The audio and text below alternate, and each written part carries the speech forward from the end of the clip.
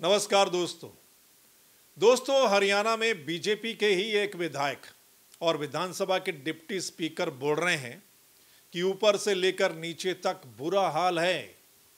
इतनी कमियां हैं कि बताना भी मुश्किल है। वो किस बारे में बोल रहे हैं ये भी हम आपको दिखाएंगे और सुनाएंगे और इस पर हम चर्चा भी करेंगे। लेकिन जरा सोचिए, सत्ता पक्ष के विधायक अगर ऐसा बोल रहे हैं, विधानसभा के डिप्टी स्पीकर अगर ऐसा बोल रहे हैं, तो इससे आप अंदाजा लगा सकते हैं कि हरियाणा में विकास का हाल क्या है।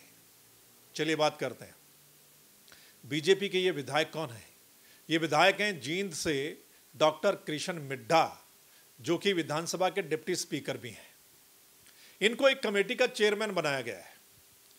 एक कमेटी बनी है, विधानसभा की ओर से कमेटी बनाई गई है, जिसमें 7 विधायक हैं। इसमें सत्ता पक्ष के भी विधायक हैं और विपक्ष के भी कुछ विधायक हैं।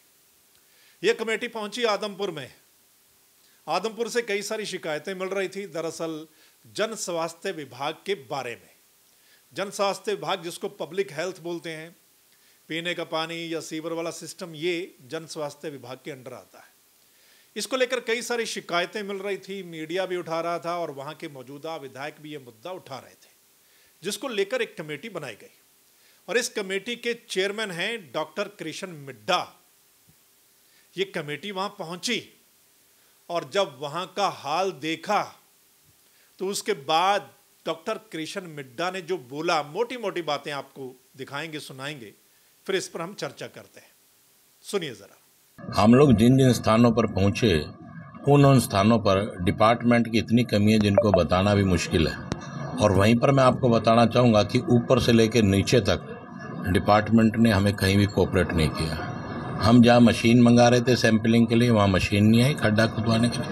जहाँ हम सैंपल उठाना चाहते थे वहाँ कटर नहीं मिला।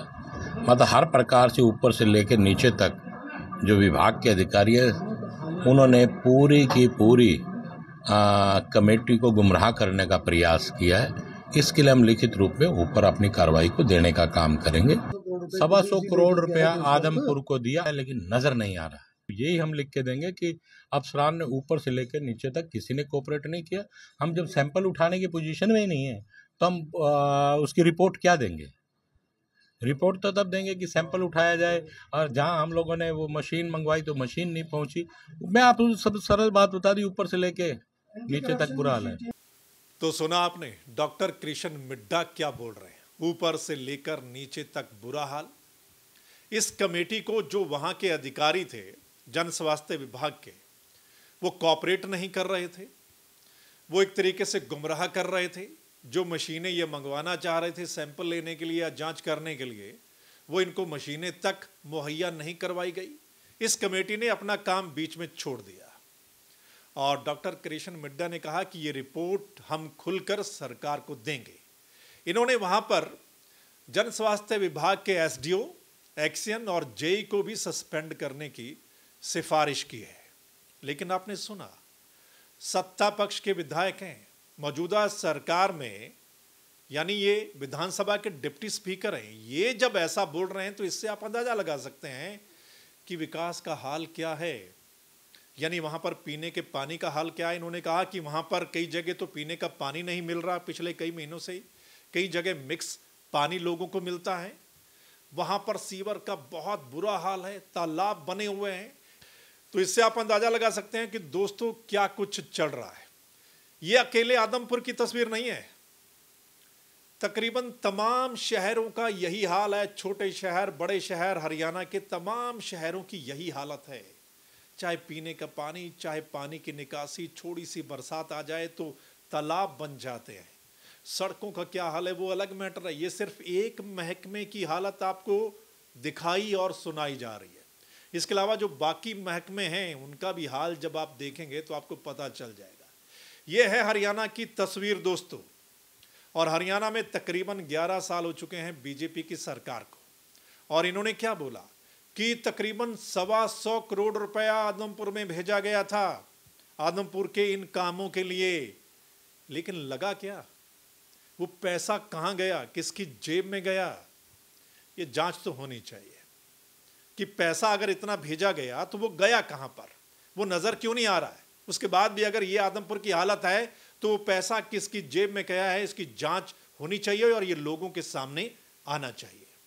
दोस्तों, ये सत्ता पक्ष के विधायक बोल रहे थे, यानी बीजेपी के विधायक। यहां पर अगर कोई विपक्ष का विधायक बोल रहा होता ना, तो सत्ता पक्ष वाले पता है क्या कहते हैं? वो कहते हैं कि ये तो विपक्ष के लोग हैं, खामखा आरोप लगा रहे हैं, ऐसा कुछ है नहीं, बहुत विकास करवाया है सरकार ने, एक समान विकास करवाया है हरियाणा में, ये कुछ सुनने को मिलता। लेकिन ये सरकार के विधायक बोल रहे हैं और विधानसभा के डिप्टी स्पीकर बोल रहे हैं। दोस्तों, ये कहानी तकरीबन हर शहर की है। मैं कुछ समय पहले एक शहर में गया था रिपोर्ट करने के लिए। उस समय मुझे वहां के एक पार्षद ने कहा था, मुझे गिनवाया था उसने, कि अगर कोई भी टेंडर होता है तो उसमें तकरीबन 50% वो जो भ्रष्टाचार में जाता है, वो रिश्वत में जाता है। यानी 50% उन्होंने गिनवाया कि इतने परसेंट इसकी जेब में जाएगा, इतने परसेंट इस अधिकारी की, ठेकेदार की, नेता की, मंत्री की, यानी 50% तक कमीशन चला जाता है। अब जरा सोचिए, अगर 50%, अब तो शायद और ज़्यादा हो गया होगा, अब जरा सोचिए, किसी भी काम के लिए अगर कोई पैसा जारी होता है, उसमें से अगर 50% मान लीजिए भ्रष्टाचार में चला जाता है, कमीशन में चला जाता है, किसी की जेब में चला जाता है, तो फिर क्या हालत होगी? फिर विकास कैसा होगा? क्या हमारा देश कभी फिर विकसित हो पाएगा? हमारा देश विकासशील ही रहेगा दोस्तों, कभी विकसित ही नहीं हो पाएगा। और आप देख रहे हैं, अब तक भी हमारी गली नालियां नहीं बन पाई हैं ढंग से, उन पर ही काम चल रहा है। अभी तक शहरों का सीवर सिस्टम ठीक नहीं हो पाया है। कैसे होगा? जब इतने परसेंट पैसा कमीशन में चला जाएगा तो फिर हालत क्या होगी? आप देखते हैं, जो नई सड़कें बनती हैं, लोग साथ के साथ उखाड़ना शुरू कर देते हैं और वहाँ का मटेरियल आपको दिखाते हैं, देखिए सड़क का कितना बुरा हाल है। जब इतने परसेंट कमीशन जाएगा तो सड़कें, गलियाँ, नालियाँ, सीवर कैसे ठीक हो पाएगा? नहीं ठीक हो पाएगा दोस्तों। मैं एक बार ना इंग्लैंड गया था, वहाँ मैंने सड़क बनती हुई देखी थी और सच में लग रहा था, वो जो बन रही थी सड़क, उसकी मजबूती दिखाई दे रही थी कि ये सच में इतनी मजबूत सड़क बन रही है जो कई साल तक उसको कुछ होगा नहीं। लेकिन यहाँ पर देखिए, सड़क बन रही होती है और उसकी मजबूती हमें नज़र आती है कि वो कैसी बन रही है, और थोड़े समय बाद ही उखड़ना शुरू हो जाती है, उसमें गड्ढे हो जाते हैं। मतलब कमीशन खोरी और भ्रष्टाचार उसमें दिखाई देता है। जो नए नए हाईवे बने हैं, बड़े बड़े हाईवे बने हैं हमारे देश में, बड़े बड़े, थोड़े समय बाद उनकी हालत आप देख रहे हैं। लोग वीडियो डालते हैं और वीडियो बहुत सारी वायरल भी होती हैं कि ये नया बना है, 6 महीने पहले बना है, उसकी हालत देख लीजिए। तभी मैं कहता हूँ कि हमारा देश विकसित कैसे बनेगा? जब हर टेंडर में, हर काम में इतना कमीशन जाएगा, इतनी रिश्वत जाएगी, इतना भ्रष्टाचार होगा, तो हम कभी, हमारा देश विकसित नहीं बन पाएगा और कभी भी हमारी सड़कें, गलियां, नालियां ऐसी क्वालिटी की नहीं बन पाएंगी कि जो कई साल तक ठीक चलें, अच्छी रहें। किसी भी देश का इंफ्रास्ट्रक्चर ही बताता है कि वो देश विकसित है या फिर वो देश अभी विकासशील है। जब आप मुल्क में जाते हैं, वहाँ की सड़कों से आपको अंदाज़ा हो जाता है कि सच में क्या कमाल की सड़कें हैं। और हमारे देश में जब कोई टूरिस्ट आता है तो उसको पता चल जाता है। जब कोई टूरिस्ट आएगा, सबसे पहले वो यही देखेगा ना कि जिस सड़क पर वो चल रहा है, उस सड़क की हालत क्या है, उस सड़क की क्वालिटी क्या है। वो सड़क देखेगा, सड़क के साथ वाला हिस्सा देखेगा, फुटपाथ देखेगा। और हमारे देश की सड़कें, फुटपाथ देख लीजिए, गलियां, नालियां देख लीजिए। टूरिस्ट फिर किसी जगह पर जाएगा, जो टूरिस्ट प्लेस है, वहाँ की व्यवस्था देखेगा कि वहाँ पर व्यवस्था कैसी है, साफ़ सफाई है कि नहीं, वहाँ जो कुछ बना हुआ है वो किस क्वालिटी का है। उससे पता चल जाता है कि उस देश में विकास की हालत क्या है, विकास कैसा होता है, किस क्वालिटी का विकास होता है। और आपने आज सुन लिया, और मौजूदा सरकार के ही विधायक बोल रहे हैं कि वहाँ पर आदमपुर में विकास की हालत क्या है, जहाँ इतना पैसा भेजा गया लेकिन वो दिखाई नहीं दे रहा है। तो ये है हमारे स्टेट की हालत। इस पर आप लोग क्या कहेंगे? आप अपनी राय जरूर दीजिएगा दोस्तों। इस वीडियो के नीचे कमेंट कर दीजिएगा। और आपके आसपास क्या चल रहा है, कैसा विकास है, किस तरीके की गलियां, नालियां, बड़ी बड़ी सड़कें या सीवर सिस्टम या जो पब्लिक हेल्थ का काम है, दूसरे विभागों का हाल है, वो आप ज़रूर लिख कर बता सकते हैं।